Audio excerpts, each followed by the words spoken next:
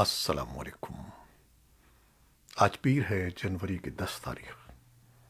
پاکستان میں اس وقت شام کے 7، بھارت میں 7:30 اور یہاں ہمارے اسٹوڈیوز کی گھڑیوں میں صبح کے 9 بج رہے ہیں۔ وائس آف امریکہ واشنگٹن کی اردو سروس سے میں ہوں خالد حمید، خبروں کے ایک بلیٹن کے ساتھ۔ سیاحتی مقام مری میں جمعے اور ہفتے کو شدید برف باری کے بعد پیدا ہونے والی سنگین صورتحال پر قابو پا لیا گیا ہے۔ انتظامیہ نے راستوں کو کلیئر کر دیا ہے، لیکن مری میں سیاحوں کو داخلے کی اجازت نہیں ہے۔ 22 سیاحوں کی ہلاکت کے واقعے کو صوبائی حکومت نے سانحہ قرار دیا ہے۔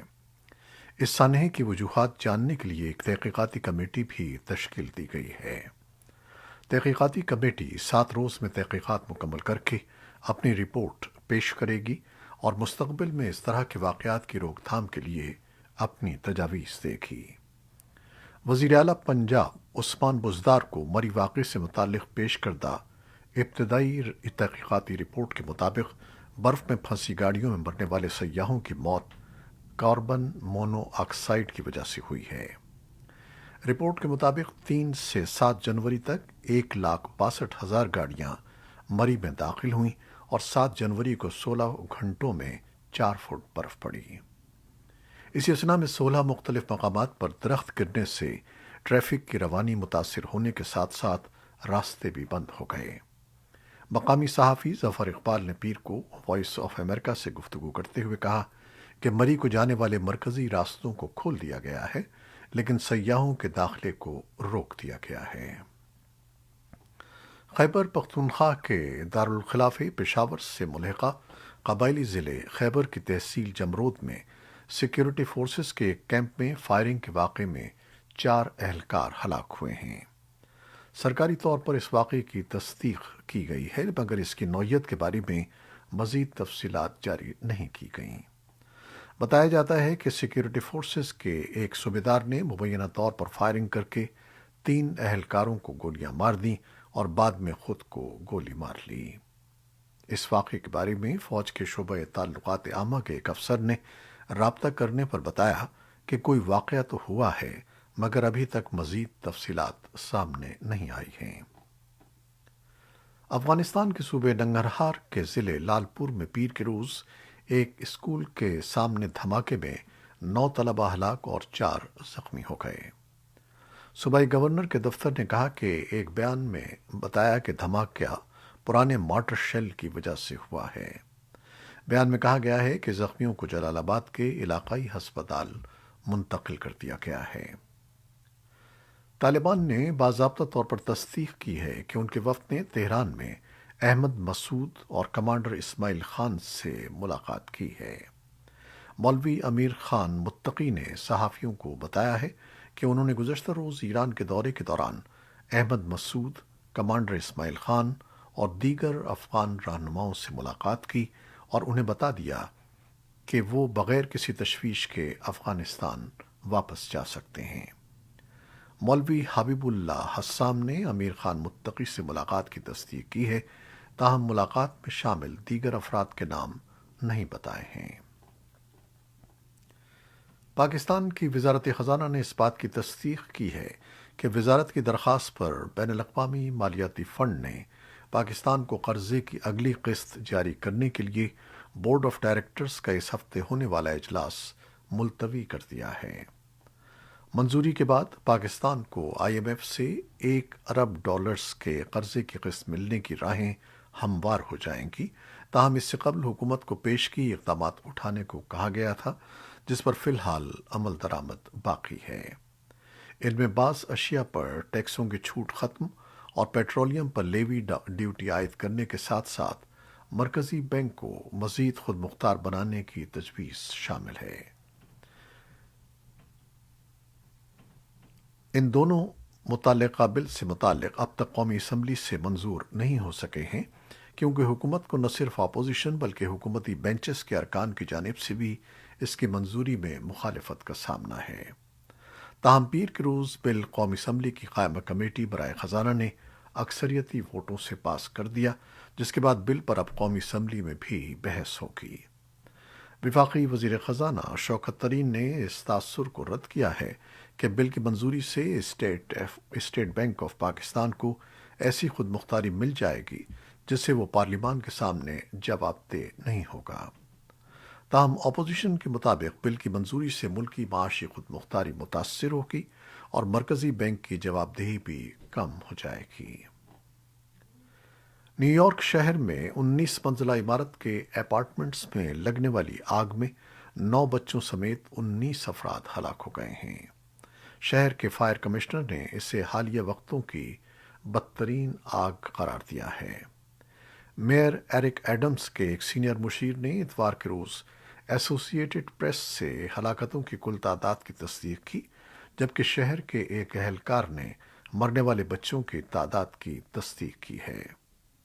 برانکس میں لگنے والی اس آگ میں درجنوں افراد زخمی ہوئے ہیں اور کم از کم 13 افراد کی حالت اب بھی تشویشناک ہے۔ نیو یارک کے فائر ڈپارٹمنٹ کے مطابق تقریباً 200 فائر فائٹرز نے اتوار کو ٹوئن پارک اپارٹمنٹس میں لگنے والی آگ پر قابو پانے کی کوشش کی۔ امریکہ اور روس کے سفارتکاروں نے آج پیر کو جنیوا میں ملاقات کی، جس میں ماسکو کی یوکرین کی سرحد کے ساتھ بڑے پیمانے پر فوجیوں کی تشکیل اور مغرب کی جانب سے سلامتی کی ضمانتوں کے لیے روسی مطالبات کے حوالے سے اعلیٰ سطحی مذاکرات کا ایک سلسلہ شروع ہوا۔ امریکی محکمہ خارجہ کے ترجمان نے اس بات پر زور دیا کہ امریکی فریق نہ صرف یوکرین بلکہ نیٹو اور یورپ کے دیگر اتحادیوں کے ساتھ بھی مشاورت کر رہا ہے۔ جنیوا مذاکرات کے بعد روس بدھ کو برسلز میں نیٹو کے ساتھ اور جمعرات کو ویانا میں یورپ میں سلامتی اور تعاون کی تنظیم میں مذاکرات کرنے والا ہے۔ امریکی وزیر خارجہ اینٹونی بلنکن نے سی این این کے اسٹیٹ آف دی یونین شو میں کہا کہ ہم وسطی اور مشرقی یورپ میں نیٹو کی فوجی مشقوں کے بارے میں روس کے تحفظات سنیں گے۔ انہوں نے مزید کہا کہ انہیں بھی ان 1 لاکھ فوجیوں کے بارے میں بات سننا ہوگی جو روس نے یوکرین کے مشرقی حصے میں جمع کیے ہیں۔ اسی دوران روس کی سرکاری خبر رساں ایجنسی RIA نے نائب وزیر خارجہ سرگئی ریابکوف کے حوالے سے بتایا ہے کہ یہ بھی عین ممکن ہے کہ امریکہ اور روس کے درمیان ہونے والے مذاکرات ایک ہی ملاقات کے بعد اچانک ختم ہو جائیں۔ عراق کی نئی پارلیمنٹ نے دوسری مدت کے لیے اپنے اسپیکر کو دوبارہ منتخب کر لیا ہے۔ یہ عام انتخابات کے بعد نئی حکومت کی تشکیل کی جانب پہلا قدم ہے۔ ایران کے حمایت یافتہ طاقتور دھڑوں کی جانب سے انتخابی نتائج پر سوال اٹھائے گئے ہیں۔ پارلیمنٹ کے معمر ترین رکن اس اجلاس کی قیادت کر رہے تھے اور صورتحال میں کشیدگی کے نتیجے میں پیدا ہونے والے دباؤ کی وجہ سے انہیں ہسپتال لے جایا گیا۔ اس اجلاس کی صورتحال سے معلوم ہوتا ہے کہ ملک میں نئے صدر اور وزیر اعظم کے انتخاب کے لیے حریف گروپوں کے درمیان طویل عرصے تک سیاسی کشمکش کا امکان ہے۔ کرونا وائرس سے متعلق خبریں۔ اسرائیل کے وزیر اعظم نفتالی بینٹ نے اندیشہ ظاہر کیا ہے کہ کرونا وائرس کی حالیہ لہر کے دوران ملک کی 40% آبادی وبا سے متاثر ہو سکتی ہے۔ اسرائیلی وزیر اعظم نے اتوار کو اپنے ٹویٹ میں کہا کہ کابینہ کے اجلاس میں جو ڈیٹا پیش کیا گیا ہے اس سے اندازہ لگایا جا سکتا ہے کہ اسرائیل میں 20 سے 40 لاکھ افراد کورونا کی حالیہ لہر کا شکار ہو سکتے ہیں۔ عالمی سطح پر کووڈ-19 میں مبتلا ہونے والوں کی تعداد 30 کروڑ سے تجاوز کر گئی ہے۔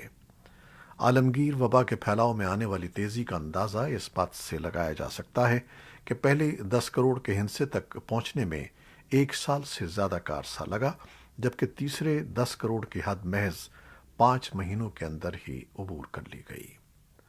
کورونا وائرس کے تیز تر پھیلاؤ کے باعث لندن میں طبی عملے اور مریضوں کو اومیکرون کی وجہ سے سخت نقصان پہنچا ہے، جس کے بعد اس صورتحال سے نمٹنے کے لیے حکومت نے 40 ڈاکٹروں سمیت فوج کے 200 ارکان کو شہر کے ہسپتالوں میں تعینات کر دیا ہے۔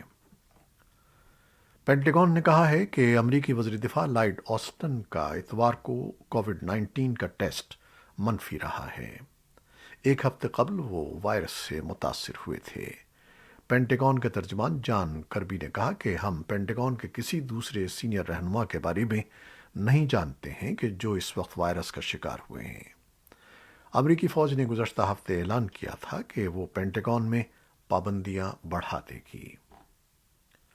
افغانستان میں پاکستان کے سفیر منصور احمد خان نے کہا ہے کہ پاکستان نے 1 لاکھ سے زائد افغان شہریوں کو کورونا سے بچاؤ کی ویکسین لگائی ہے۔ پیر کو اپنے ایک ٹویٹ میں انہوں نے بتایا کہ یہ اعداد و شمار نومبر سن 2021 سے اب تک کے ہیں۔ پاکستانی سفیر کے مطابق ویکسینز ان افغان شہریوں کو لگائی گئی جو مختلف سرحدی گزرگاہوں سے پاکستان میں داخل ہوئے تھے۔ آسٹریلیا کی عدالت نے عالمی نمبر 1 ٹینس اسٹار نوواک جوکووچ کا ویزا بحال کر دیا ہے اور انہیں فوری طور پر قرنطینہ سینٹر سے نکالنے کا حکم دیا ہے۔